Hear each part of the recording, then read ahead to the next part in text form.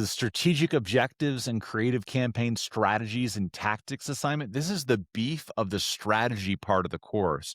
What advice might you have for students who are sitting down to write their tactics, their strategy, and their objectives? I think this was the assignment that I saw a lot of people miss over the theory portion of this assignment. I think that theory really explains why things work in communication. And I think if you don't base your strategic objectives or your campaign ideas, that they're just going to fall flat or they're just not going to find the success that you're looking for. Yeah. Theory is one of those things that sometimes people are looking for. And in the assignment, we have linked to specific videos that will help with that. Having a framework or theory helps to convince the client that you know what you're doing, right? Yes, exactly. Framework is also something, it's not, I guess, the same as a theory, but it still helps like base what you're going to be doing.